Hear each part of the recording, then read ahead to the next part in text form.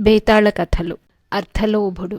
పట్టువదలని విక్రమార్కుడు చెట్టు వద్దకు తిరిగి వెళ్ళి చెట్టుపై నుంచి శవాన్ని దించి భుజాన వేసుకుని ఎప్పటిలాగే మౌనంగా శ్మశానం కేసి నడవసాగాడు.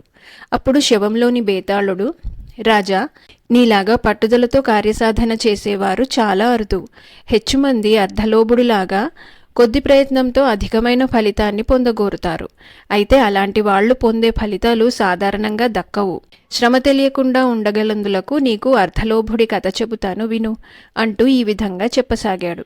కాంచీనగరాన్ని బాహుబలుడనే రాజు పాలించే కాలంలో ఆయన కొలువులో అర్ధలోభుడనే ధనిక వర్తకుడు ఉండేవాడు.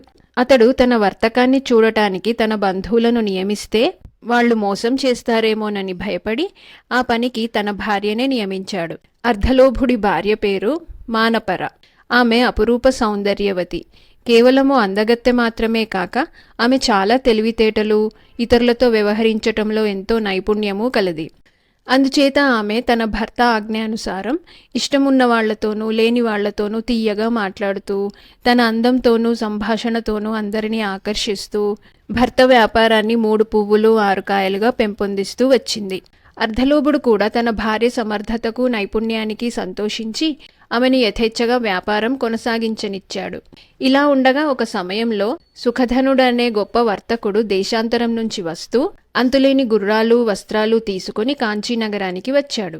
అది తెలిసి అర్ధలోభుడు తన భార్యతో, సుఖధనుడనే విదేశీ వర్తకుడు 20,000 గుర్రాలను, అంతులేని చీనాంబరాల కట్టలను తెచ్చాడు. నువ్వు అతని నుంచి 500 గుర్రాలు 5,000 చీనాంబరాలు బేరం చేసి కొను. తర్వాత వాటిని మన మహారాజు గారికే విక్రయించి లాభం చేసుకోవచ్చు అని చెప్పాడు. భర్త చెప్పిన ప్రకారం మానపర సుఖధనుడుండే బసకు వెళ్ళి తనకు గుర్రాలు వస్త్రాలు కావాలని చెప్పి ధర తెలపమన్నది. సుఖధనుడికి మానపర అందాన్ని చూసిన క్షణంలోనే మతి చెలించింది. అతనామెతో, నేను నీకు గుర్రాలను గాని చీనాంబరాలను గాని అమ్మటం సాధ్యం కాదు. ఒక్క రాత్రి నాతో గడిపినట్టయితే నువ్వు కోరినట్టు 500 గుర్రాలను 5,000 చీనాంబరాలను కానుకగా ఇస్తాను అన్నాడు. ఈ మాట నా భర్తతో చెబుతాను అంటూ మానపర లేచి తన ఇంటికి వెళ్ళిపోయింది. సుఖధనుడన్న మాట విని అర్ధలోభుడు రోషం చెందటానికి మారుగా తన భార్యతో, 500 గుర్రాలు 5,000 వస్త్రాలు కానుకగా పుచ్చుకుంటున్నప్పుడు నువ్వతనితో ఒక్క రాత్రి గడిపితే తప్పేమిటి? ఈ సాయంకాలం అతని వద్దకు వెళ్ళి రేపు ఉదయం తిరిగిరా అన్నాడు. మానపర సుఖధనుడి ఇంటికి వెళ్ళింది. ఆమె తన కోరిక తీర్చటానికి వచ్చిందని తెలియగానే సుఖధనుడు అర్ధలోభుడి ఇంటికి 500 గుర్రాలు 5,000 చీనాంబరాలు పంపేశాడు. ఆ రాత్రి గడిచి తెల్లవారుతూనే అర్ధలోభుడు తన భార్యను సుఖధనుడి ఇంటి నుంచి తీసుకురమ్మని తన నౌకర్లను పంపాడు. నన్ను మీ యజమాని మరొకరికి భార్యగా అమ్మేశాడు. నేనిప్పుడు మరొకరి భార్యను. మీ యజమానికి సిగ్గు లేకపోతే నాకు మానాభిమానాలున్నాయి. నేను రానని మీ యజమానితో చెప్పండి అన్నది మానపర నౌకర్లతో.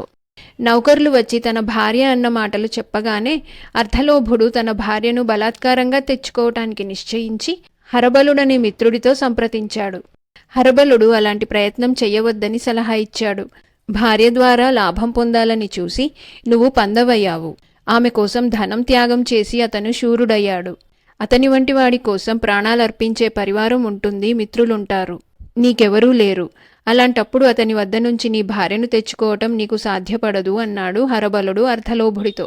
అప్పుడు అర్ధలోభుడు రాజు వద్దకు వెళ్ళి సుఖధనుడనే విదేశీ వర్తకుడు తన భార్యను అపహరించాడని, ఆమెను తనకు తిరిగి ఇప్పించవలసిందని వేడుకున్నాడు. కాని జరిగినదంతా రాజుతో చెప్పలేదు. తన కొలువులో ఉన్న అర్ధలోభుడికి అన్యాయం జరిగిందనుకుని రాజు సుఖధనుడికి శిక్ష విధించటానికి సిద్ధపడ్డాడు. కాని మంత్రి తొందరపడవద్దన్నాడు. మహారాజా, సుఖధనుడు దేశాంతరం నుంచి వచ్చిన మేటి వర్తకుడు. అసలు జరిగినదేమిటో విచారణ జరపకుండా మనం అతన్ని శిక్షించటం అధర్మం అన్నాడు. మంత్రి సలహా మీద రాజు సుఖధనుడి బసకు ఒక దూతను పంపి జరిగినదేమిటో తెలుసుకురమ్మన్నాడు. ఆ దూతతో మానపర జరిగినదంతా చెప్పేసింది. రాజుకు ఆశ్చర్యమయ్యింది. తన కొలువులో ఉండే అర్ధలోభుడికి అంత అందమైన భార్య ఉన్నదని రాజు ఎరగడు. ఆమెను చూడాలన్న కోరికతో రాజు అర్ధలోభుణ్ణి వెంటపెట్టుకుని సుఖధనుడి ఇంటికి వెళ్ళాడు. రాజును చూడగానే మానపర ఆయన కాళ్లపైన పడి జరిగిన సంగతి చెప్పి, వీరిద్దరిలో నాకు నిజమైన భర్త ఎవరో మీరే సెలవీయండి అన్నది. రాజు అర్ధలోభుడికేసి చూస్తే అతనేమీ మాట్లాడలేదు.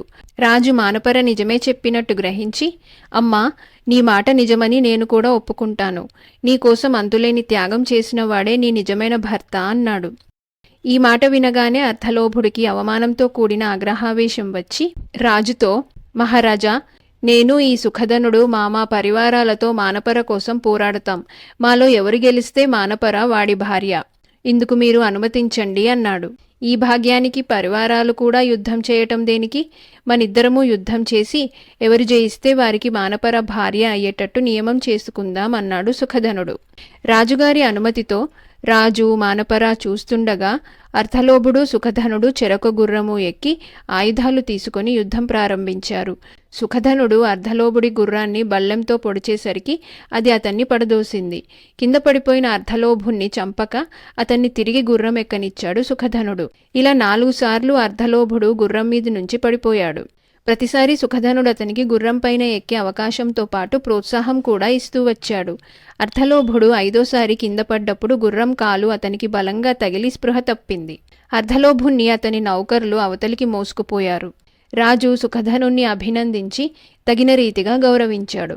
తరువాత ఆయన అర్ధలోభుణ్ణి విచారించి అతని ఆస్తి అంతా అన్యాయార్జితమని నిశ్చయించి దాన్ని స్వాధీనపరుచుకొని అతన్ని తన కొలువు నుంచి తొలగించాడు. బేతాళుడు ఈ కథ చెప్పి, రాజా, నాకొక్క సందేహం.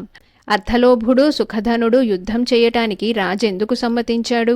మానపర న్యాయంగా సుఖధనుడిదేనని రాజు యుద్ధానికి ముందే ఒప్పుకున్నాడు. ఆ యుద్ధంలో అర్ధలోభుడు ఓడిపోవటానికి, రాజు అతని ధనమంతా కాజేసి అతన్ని కొలువు నుంచి తొలగించటానికి సంబంధమేమీ కానరాదు.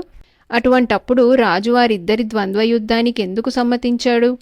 ఈ సందేహానికి సమాధానం తెలిసి కూడా చెప్పకపోయావో నీ తల పగిలిపోతుంది అన్నాడు.